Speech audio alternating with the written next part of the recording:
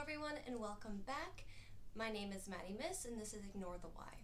Now a little story about this video. I originally had a separate April video planned out, but unbeknownst to me, when I went to film, the microphone I was using at the time actually died. It lost its charge and then I lost all of the audio for that video. I had a bit of a mental breakdown. I was super upset about it, but I decided to rally back and actually combine my April and May videos into one, because as we all know, the more the merrier. And I decided to do something a little bit different with this video. I decided to combine my spring reads together and rank them from my least favorite to my most favorite. I read 12 books overall, 8 in April and 4 in May. Now you may be wondering, why did you read so little in May? Well, it's actually because I took a little birthday trip to Nashville with my husband. When you're traveling, you don't have a lot of time for reading or vlogging or really doing anything besides sightseeing and having a good time. So I decided to take a little personal hiatus and enjoy my time celebrating my 28th birthday, yay me. And also May, for those of you who are teachers or students, you all know that it's the busiest time of year where you're wrapping up all your end of the year things, and we had graduation. And again, I just wasn't really in the headspace to really sit down and read. And when you're traveling, you don't have a lot of time for reading or vlogging or really doing anything besides sightseeing and having a good time. So I decided to take a little personal hiatus and enjoy my time celebrating my 28th birthday, yay me. And also May, for those of you who are teachers or students, you all know that it's the busiest time of year where you're wrapping up all your end of the year things, and we had graduation. And again, I just wasn't really in the headspace to really sit down and read and really focus on that. So hopefully this summer I can catch up with my reading goal. I'm currently 7 books behind. Here's hoping. But anyway, let's go back and talk about my spring reads of 2024, starting off with my least favorite and actually most recent read, The Bride, by none other than Ali Hazelwood herself. Yes, this is Ali Hazelwood's most recent book. It's actually the greatest deviation from her very niche STEM-related romance books that involve a lot of scientists finding love in the workplace. So I was very interested to see how Ali Hazelwood would tackle the paranormal fantasy genre, and she missed by a landslide. Now, of course, a lot of people really like this book. I unfortunately was not one of the many stans of this book. In fact, I think it's one of Ali Hazelwood's worst books to date. I definitely do want to give her the benefit of the doubt. Maybe there were forces outside of her control that prevented her from really sitting down and really taking the time necessary to really hash this one out. And you can really feel that lack of care and experience when it came to this writing, because the world building just overall was lackluster, to say the least. I was not really pulled in, especially in the very beginning when I felt like we just got a landslide of exposition right off the bat. And I really felt like a lot of the details of this world were very flimsy at best. I was also very surprised that a woman who is so experienced in the realm of science would actually make a reference to the lizard brain, which is a very common parlance idea but has been radically debunked in recent years by many scientists, claiming that no, your brain is not an onion with a little lizard inside. I will link the article down below for those of you who are interested. So basically this entire story is about Misery, who is a vampire and the daughter of one of the councilmen of like the vampire community, and she is the titular bride who is given away to the werewolf alpha, the leader of the werewolf empire, so to speak, named Lo. And their relationship in the beginning is very tumultuous at best because of all the prejudice surrounding vampires and werewolves. They don't usually get along. Interspecies relationships don't actually exist, even though this marriage is taking place. It's really much more of an alliance. It's just a marriage of convenience, trying to keep these communities from basically destroying each other. And the reason why Misery wants to get married to Lo is not to keep the peace between these two species, but to actually figure out where her friend Serena is. Yes, there is a bit of mystery involved in this story, and you know it's bad when the most interesting part of your book is not the romance or the fantasy, but the mystery surrounding her missing friend. I was not very intrigued by this book at all. I was skimming quite a lot of it, especially the smut scenes. I skimmed through those rather quickly. I actually listened to this on my Libby app. And believe it or not, those smut scenes were at least 10 minutes long. This book basically taught me that I do not like smut at all, and it just felt clunky at best and really uncomfortable at worst.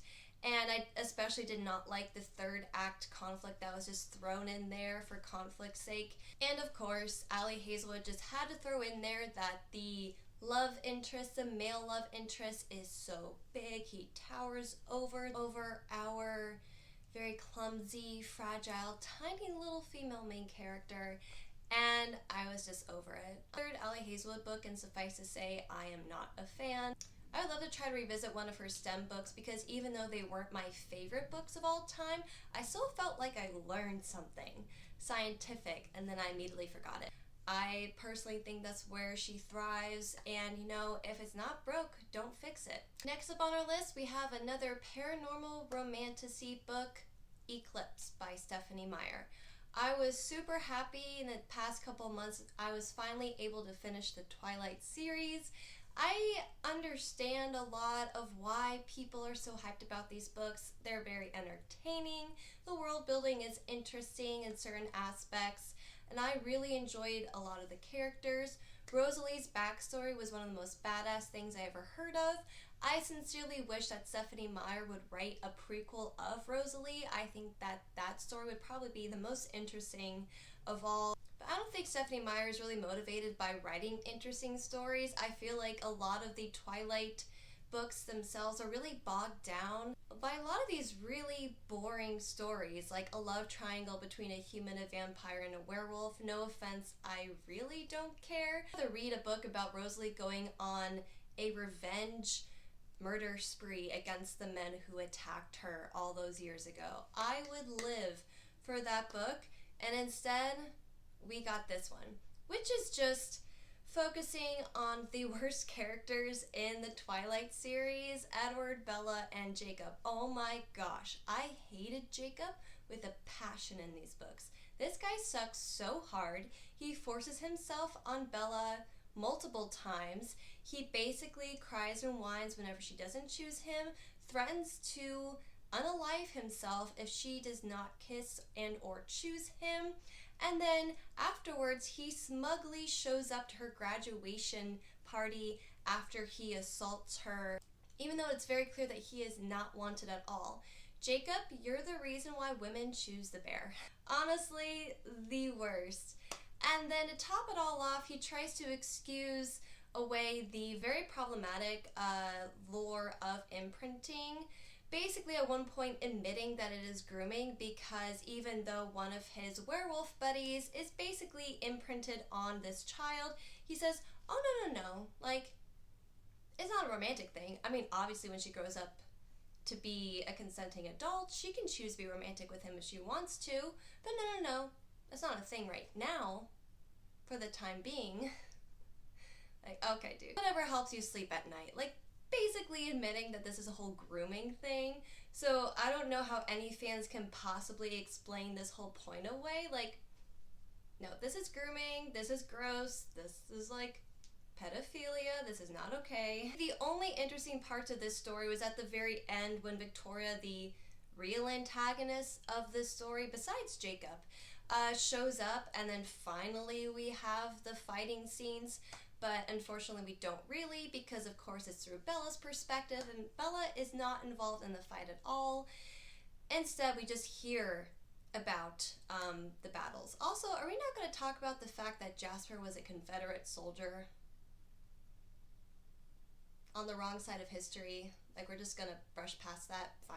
Okay. Unfortunately, the only two shining bright lights of this story, Victoria and Rosalie, were not enough to save it from a very low rating for me. Honestly, Eclipse, I believe, is one of the worst books of the entire series.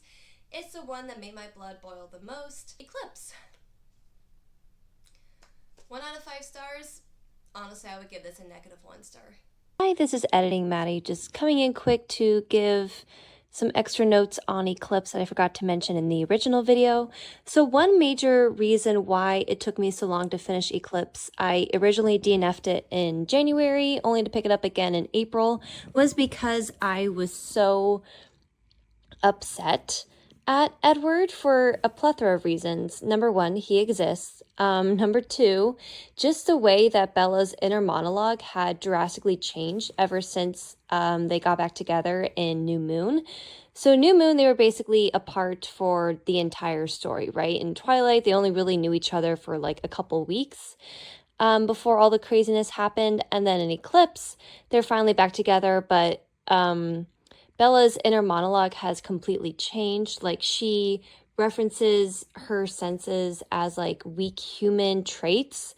And she's like, oh, like, I thought I saw something, but you know, I have weak human eyes. So it probably was just me misinterpreting something. And then she was like, oh, yeah, you know, my wild imagination running crazy. And it just sounded like these thoughts were not from her. You know, these are not Bella's thoughts. These are not things that she thought of on her own. It sounds like Edward's manipulation, and it just sounds like emotional abuse and gaslighting. He's basically telling her, don't believe what you see because you're human, therefore you are weaker / inferior, and you can't be trusted because, well, you're human. We're vampires. We're superior to you. And again, it just sounds like a very bad situation for Bella. So on one side, she has an emotional manipulator and gaslighter. And on the other side, she has a guy who assaults her on occasion. So really, the love triangle that Bella has found herself in is just really awful love triangle to be in. And unfortunately for her, she has no other choice but to pick the lesser of the two evils. Moving on to, which was again another disappointment. Are You There, God? It's Me, Margaret by Judy Blume.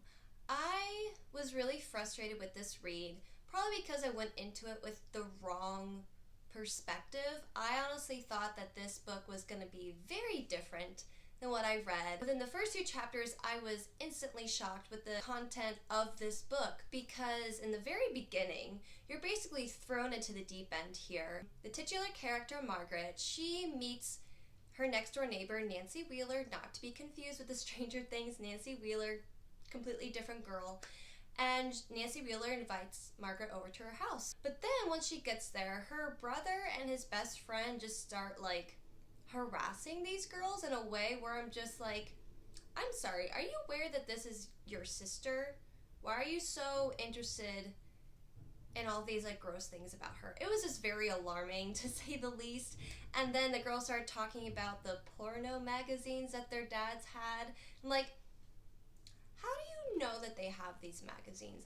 Are you saying that these adult men leave these magazines out for their teenage daughters to find? Like, what is wrong with you? It's just like, it was so startling for me that I was just so upset because again, I thought this was going to be a nice like little middle grade book.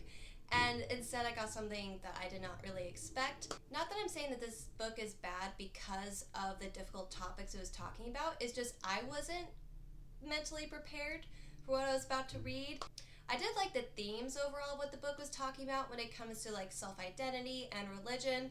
It was kind of sad reading about these girls like competing like in a race for, oh, who would get like their time in the month first, oh, who would fill out in certain areas the first. I just wanted to like take these girls by the shoulders and be like, no, just like enjoy the time you're at right now. Don't worry about that stuff. You have plenty of time to worry about that when you're an adult. That goes into the theme of identity, right? Like these girls are so obsessed with living up to this certain criteria of what they believe a woman is without really trying to figure out who they are as people first.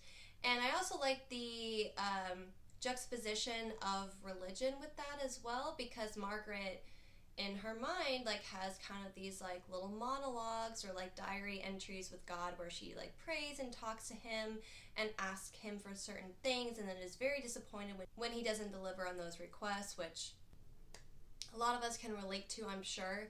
And then talking about how her mom struggled because her parents were religious and didn't like that she married one guy, and basically cut her off, and I thought that was a very interesting exploration on like the darker sides of religion and how a lot of people use religion as like a crutch or kind of like a moral beating stick, where they just basically disown anyone who doesn't follow by these very strict rules. And I liked that aspect of it because you don't really see that a lot, and I wish that we focused much more on the mother's story.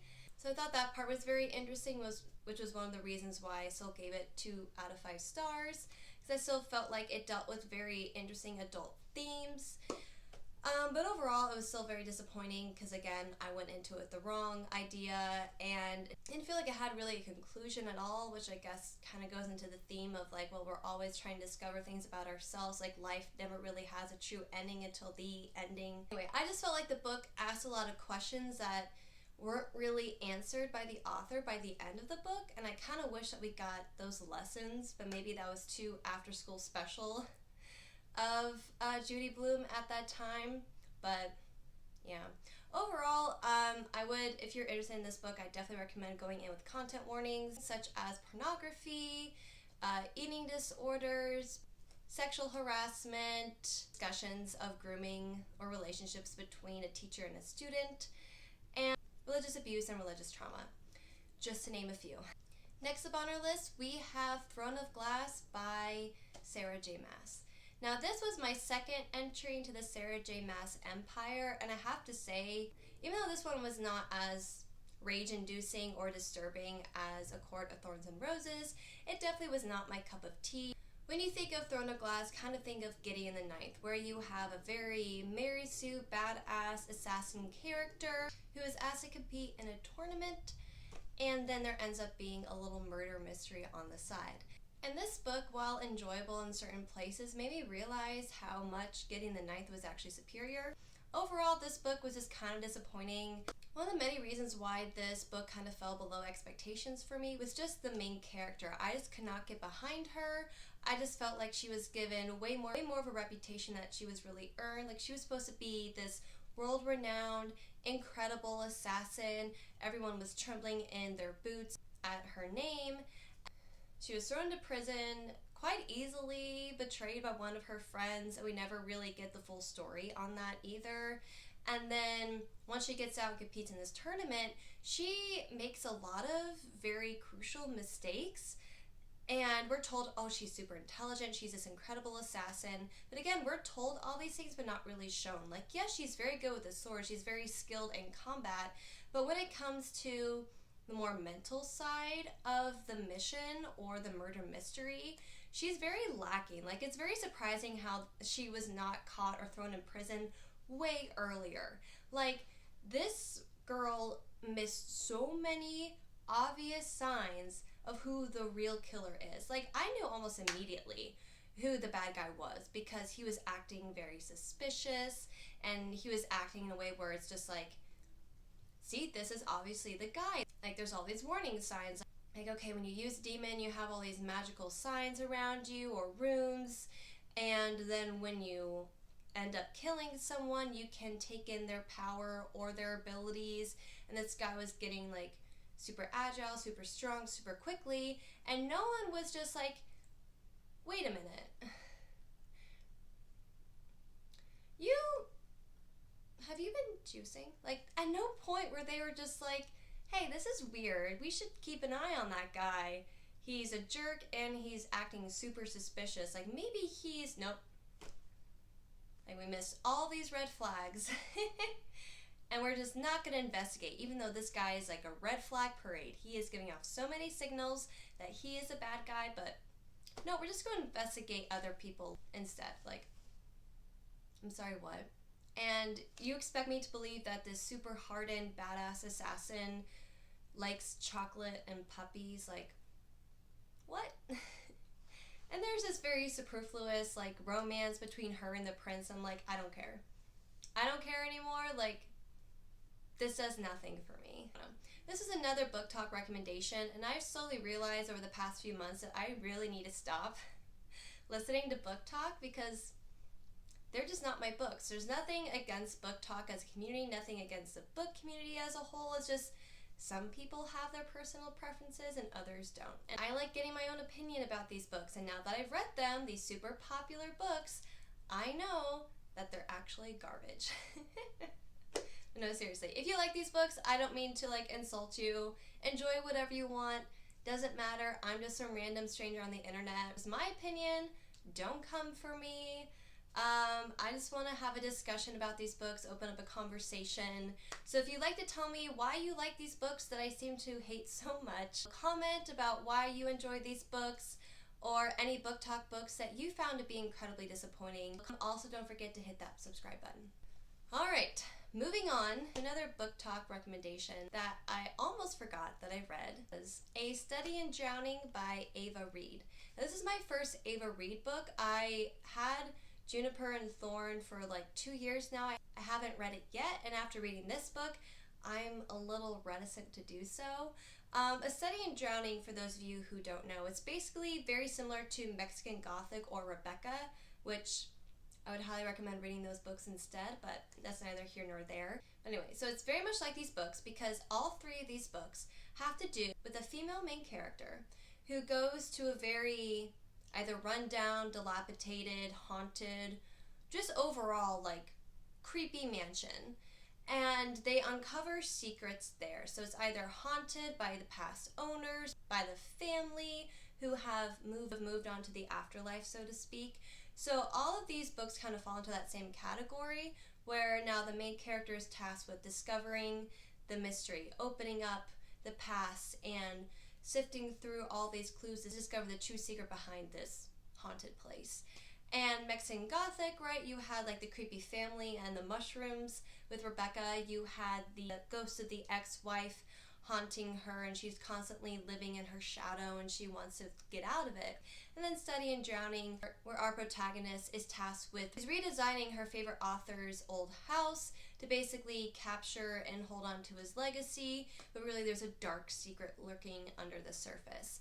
Basically, I feel like I've read the same book 3 times, and after the 3rd time it does get rather stale, and I don't really feel like Ava Reid had a lot to offer in this very specific niche of horror. I did like the addition of the Fairy King like haunting the protagonist's dreams, but he hasn't really become a factor till the very end. If you're expecting some fantasy thrown in there, don't hold your breath, pun intended.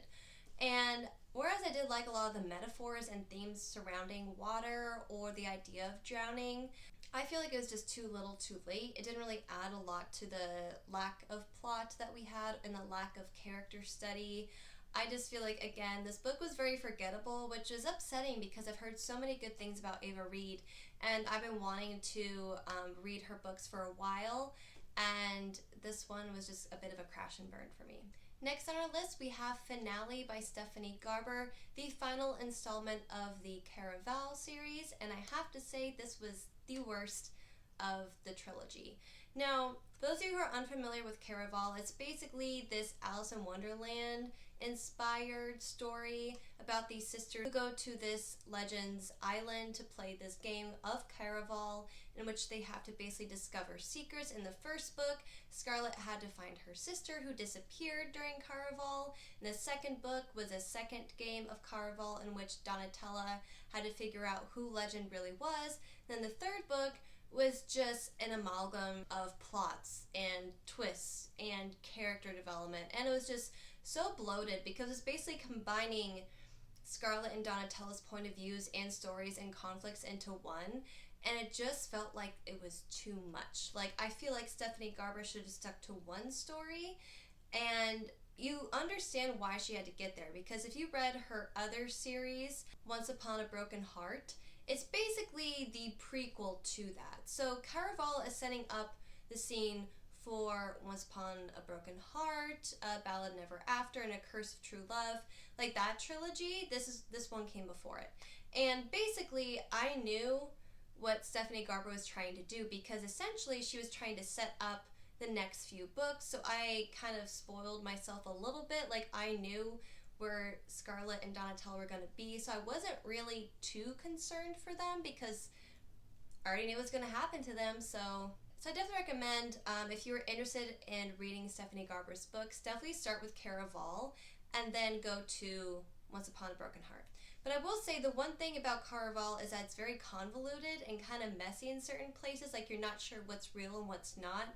And that definitely came to a head here because I was so used to there being so many misdirects or red herrings or just incorrect like stories or clues or lies that I wasn't really sure what was real and what wasn't. I think that kind of set me up for failure personally. There's just too much stuff going on. It's basically the aftermath and the repercussions of what happened in Legendary. So Legendary was when Donatella freed her mother from the deck of cards, or the Destiny deck of cards, and in doing so she released the Fates. Now the Fates are basically these like demon-like fae creatures who like to torture humans, and we got to see that a little bit in the story, but the problem is that they didn't really set up that tension a lot in the previous books, so I didn't really feel any dread or any doom surrounding the Fates being released until we got to see them. Then I was like, oh, okay, yeah, these people are terrible. And then you had Legend, who is really Dante, and he's concerned because he could lose his powers if the Fates come back and they have to find the Fallen Star, because the Fallen Star is the key to destroying the Fates, and in order to destroy the Fates they have to be in love, and oh, like, their mother, Scarlet and Donatella's mother, Paradise, was the one thing that he loved, and oh, she's dead now. And oh, like, spoiler alert, like, she dies, and then there was like a weird thing with like going back in time to try to save her so they can defeat the king, and it was like this whole thing. And I was just done. I was done with the series. I knew where it was going to end up. But again, it kind of felt like a Marvel movie nowadays, where it's just all the movies and shows can't really be their own movies and shows because they're so busy setting up other stories that are about to happen. And I felt like this series didn't really get the proper ending that it deserved, and I just thought that this last entry was just way too much. There were way too many conflicts happening, way too many different plots. Honestly, this could have just been like 3 different books right there. I just didn't like the direction that Stephanie Garber took with the final entry of the Caraval series, and it was sorely lacking, and it just was a bit of a disappointment because I really liked Legendary. That was my favorite one of the series. That was like a 4-star read for me. That was a huge, pleasant surprise. And then I hyped myself up, and then I turned and I read Finale, and it just brought me back down. Next up on our list, we have Lightlark by Ali Aster. And this book is very similar to Finale, where it was just super convoluted, very derivative of any other books in the fantasy genre, and honestly, it just didn't stand out to me at all. This book, its major crutch is the world building. Like, Ali Aster, you can tell that she really wanted to make this book stand out. She really focused on the lore a lot, but the problem is that the book is so bogged down by exposition that every single, like, intense plot point, you get a little narrative about what's happening, or the different types of people there, or the history of Lightlark and the Centennial Tournament. It has really slowed down the plot in the worst way possible, and there's a much more natural way of introducing brand new information, not just through telling, but through showing. And this book just kind of crashed and burned for me as well. So this book is about Isla, who is a wildling, and she is one of the 6 rulers of the Lightlark universe that have to participate in Lightlark, or the tournament of 100 days that happens every 100 years, because on Lightlark this island only reappears every 100 years and then it disappears after the tournament. So she has to participate in this tournament and basically win, and if you win, break the curse on your people. Now, all 6 different species of people, if you can call them that, basically have a curse on them. So like the starlings, they only live for 25 years and then they burn out. The wildlings, anyone that they love, they kill them because, again, the wildlings eat hearts. The sunlings can't go out during the daytime even though they draw power from the sun. Stuff like that. It doesn't feel like there's a lot of stakes in the game, even though the author tries to convince us, like, no, this is the biggest game of all time. You don't really feel the weight of it. And then come to find out that Lightlark is actually dying, and that will lead to unprecedented fates for all the other species involved. So there's just a lot really hanging in the balance of this book, and I felt like there wasn't really much impact because, again, Aster spent so much time explaining the world to us that I just kind of forgot there was a tournament happening. It was ironic. Aster was very specific about certain things and then incredibly vague about others, like the star stick that allowed Isla, the main character, to teleport from one place to the next. Like, we don't know what it looks like. We don't really know its history or where it came from. So again, it was just like very strange that you gave us a point-by-point history of Lightlark throughout the years, and then we don't know what a star stick looks like, you know? I'm really not motivated to read the next book. I feel like Lightlark ended on a really good note despite the insane plot twist that happened at the end. And I was like, no, I can't. This is good enough for me. You know, I'm one and done with Ali Aster. Alright, next up on our list, we have the final installment of the Twilight series, Breaking Dawn by Stephanie Meyer.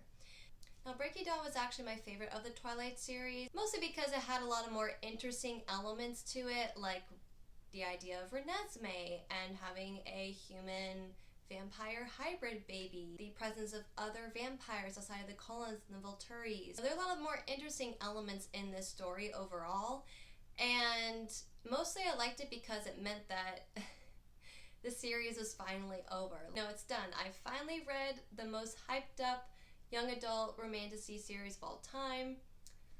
I am done.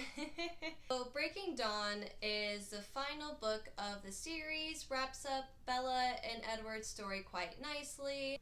Quite nicely, I would say. They finally get married, even though it was against Bella's wishes, which is one of the main reasons why I don't really like the series, is because everyone says that Bella is the one making all the decisions in the books, but that's completely and inherently false. She has absolutely no autonomy. She is strong-armed into doing things against her will by Alice and Edward constantly, and honestly, with the way that sometimes she changes her mind or her emotions change, kind of makes me feel like maybe Jasper is also manipulating her.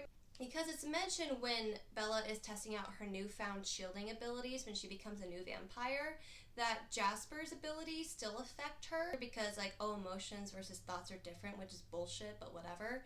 So Jasper is still able to manipulate her emotions a little, whereas Edward can't read her mind. So this kind of makes me think that maybe Jasper has been kind of pulling some strings throughout the series, which also adds to my frustration against the vampire Cullen family, is because they are so Bella. They basically treat her like a human doll.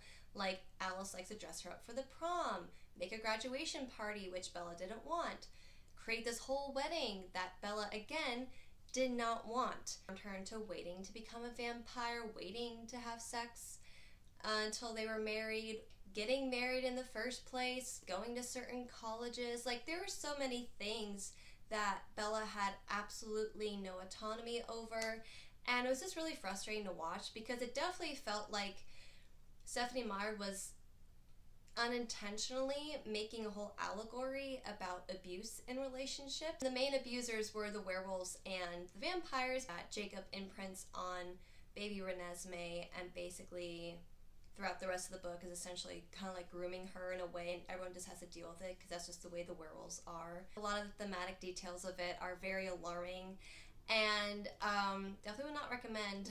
But I will say a lot of it was very interesting. I kind of liked exploring Bella's new life as a vampire. Kind of felt like a year in a life vampire style. I actually like that aspect, kind of like the aesthetic of a human transitioning into a vampire and what their life looks like. I thought that was very interesting. Reminded me of What We Do in the Shadows, a kind of like faux documentary about the lives of vampires. The last half of the book was very interesting. The pregnancy was graphic and terrible and traumatizing. And of course, the CGI face of Renesmee is ingrained in my brain forever. I will never get that image out of my head. I do wish that Bella wasn't such a Mary Sue when it came to her vampirism. I kind of wish there was like a fan fiction out there where she just went on a freaking murder spree. Because ironically, that would be way more interesting a read for me. I've watched the movies, I've read all the books, and I will have to say that there really isn't much of a difference between the two. I think the movies did a very good job of adapting the material to the silver screen, and honestly, I'd much rather watch the movies instead, despite the fact that the CGI baby will haunt me in my dreams. Now we're finally moving into the books I actually enjoyed within the past 2 months, starting with The Miraculous Journey of Edward Tulane by DiCamillo. You may recognize her from Because of Winn-Dixie and The Tale of Despereaux. It's my third book that I read of hers, and I definitely have to say is my least favorite. It's a bit of disappointment after reading Tale of Despereaux in January. I really enjoyed that book a lot. I grew up reading Because of Winn-Dixie. I loved that book so much, and then I read this one, and I just kind of feel like it fell a little flat. So The Miraculous Journey of Edward Tulane follows this China doll named Edward Tulane, who is a rabbit, and kind of like his journey being passed on between his original owner, the different children and families, and kind of like the tragedy surrounding that until he finally is reunited with her at the very end in a very nostalgic and very sweet way.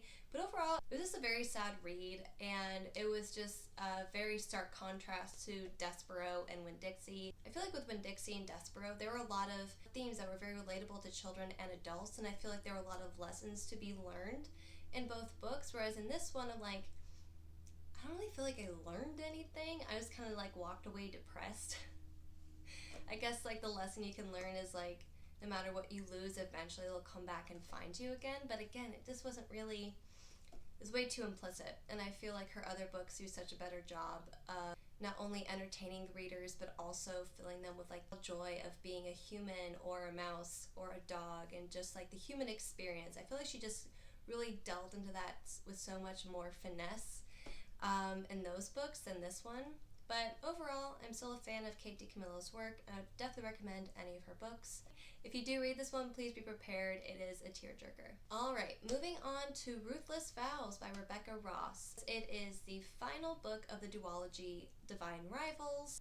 So Iris and Roman are at this point separated. Iris is living with her brother back in the city, kind of like this version of London, so to speak. And the war is still going on. She has no idea where Roman is, and Roman has been captured by the bad god Dacre, and he's now his consultant, like his personal little journalist, spreading Dacre's lies and propaganda across the country, trying to get people onto his side. And the tables are kind of turned here, so Iris is now the one in the know. She gets the magical typewriter from the museum and is typing, trying to communicate to Roman. Roman has no idea who she is. So it's basically like the first book, kind of like switched a little bit, so she's the one using her alias, like her middle name's Elizabeth, and Roman's using his real name like she did in the first book. And it's just like, I don't know, it's kind of felt like the first book was like repackaged to look different, but essentially it's kind of like the same book, exploring the same plot points over and over. They basically both go back to being war correspondents. They rekindle their friendships between Marisol. Iris meets up with Addie once again, and they go back and they're journalists for the war. The only difference is like the gods are much more involved in this book. Like Dacre is a character like actually doing things now, and was also interacting with humans. And essentially at the end we get the happy ending that we all wanted. One thing I will say about these books is that the world building is very hollow, and all the conflict is wrapped up so quickly that I don't really feel like there's any tension. Kind of like how Lightlark was so bogged down by exposition that it slowed down the plot so much that I couldn't feel the tension anymore. Same thing with this book. Every conflict is wrapped up within 5 pages or the next chapter. Like there's no real sense of danger. It's the same issues I had with the previous book, Divine Rivals. There's no conflict, it's super predictable, there's like complete lack of world building. The only interesting thing is like the magical typewriters that type back and forth. I like that kind of magic. I thought that was kind of fun because I used to have a little typewriter as a kid just to practice typing, and I was like, oh, that's so fun, like a little blast from the past. But yeah, that was about it. Alright, now we're moving on to the books I actually enjoyed in the months of April and May, and those were The Book Thief and The Age of Magical Overthinking. Now, The Book Thief was a book that a lot of my friends at school read because their teachers told them to, and I never got around to reading it, and I finally did. And I have to say, I'm very disappointed I did not read this book sooner. For those of you who do not know, this book follows Liesel. After the death of her brother, her mother basically gives her away to this elderly German couple, and she basically lives as kind of like their adopted daughter. And throughout that time, she's really struggling because she's having nightmares after her brother's death, and she doesn't really feel like she fits in. It's due to her lack of education before, because she was poor. She's very behind in school and her studies. So she and her adoptive father, Hans, start reading together. Her adoptive mother is kind of verbally abrasive. She likes to call people cow and pig a lot, which is one of the reasons why Even though I like this book, it wasn't my favorite. I just thought that was very disarming. The amount of times they call each other cows and pigs, I'm like, calm down, you guys. Like, gosh, I know it's the 1940s, but still. So as Liesl becomes more comfortable with this town, she starts to steal books, right? So at this point, she is living in Germany. She has to go to like Hitler Youth Camp, and she basically is being sold as propaganda about the Fuhrer.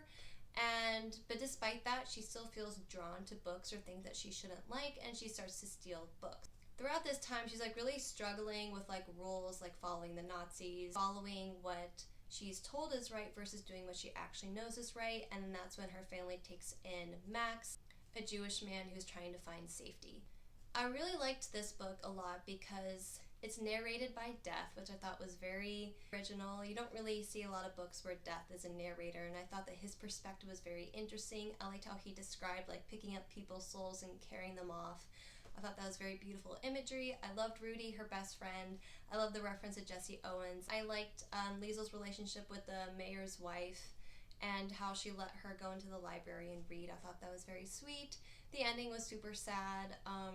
The tragedy, like, you know before, like, Death foreshadows and tells you outright what's going to happen. And even then, that doesn't make the ending any less heartbreaking. But overall, I really enjoyed this book. I feel like the only thing I didn't like about it was like the ending, like the happy ending when she finally meets Death for the final time and she's about to pass on. I felt like her life after the tragedy in Germany like was fast forwarded through so quickly. I feel like we never really got to see what her life was like and to get closure that way outside of her death. So that's one criticism I have of the book. Otherwise, I think it's a phenomenal book. I understand why it's award-winning and why so many people enjoy it, why so many people read it. Definitely recommend, if you haven't already, go ahead and pick up this book, give it a read, give it a try. I promise you, you will love it. And finally, my favorite book the past 2 months and the only 5-star read on this list, Age of Magical Overthinking by Amanda Montell. For those of you who don't know, Amanda Montell is one of the hosts on Sounds Like a Cult, the podcast. I definitely recommend checking that one out if you haven't done so already. She also wrote Word Slut and Cultish, which I read last year, and I was super excited. This was one of my most anticipated reads of 2024. And I have to say she did not disappoint. Even though I liked Cultish a lot better, I still think that Age of Magical Overthinking is a worthwhile read. Covers the psychology behind conspiracy theories, of attraction, manifestation, and nostalgia. Not to mention, she also covers the cult of stand-ums, like Swifties. Now, I like Amanda Montell's books a lot because she studied linguistics when she was in college. She really adds that kind of background to her books in a very worthwhile way. I always learn so much whenever I read her books. I love talking about, self-fulfilling prophecy, confirmation bias, frequency bias, because it's a good reminder that there are a lot of, hidden layers to these types of spiritual thinking. And why people think or react a certain way is there's a very good reason why these things work out. I will say the one critique I have of this book is that it's very reminiscent of a lot of her episodes from Sounds Like a Cult. So if you've listened to her podcast, not a lot of this stuff in this book is exceptionally new, but it's still a delight to read. I love her sense of humor. I love her writing voice, and overall, even if you have listened to her podcast before, read her books, you will still learn something new and open up interesting discussions about how our minds work nowadays and why certain ways of thinking can be so harmful to our own psychology. So highly, highly, highly recommend you pick up this book. It's perfect for you if you're thinking of delving into nonfiction. If you're not a nonfiction reader, this is definitely a good way to get your toes wet because it covers so many culturally relevant things that are happening in our society today. And of course, it's also really short and a quick read. Alright everyone, that was my April and May reads of 2024. I hope you liked this video. Make sure to leave a like and comment down below. Let me know what you read the past 2 months. Let me know what you're planning on reading in the summer. And of course, don't forget to hit that subscribe button. Have a great day.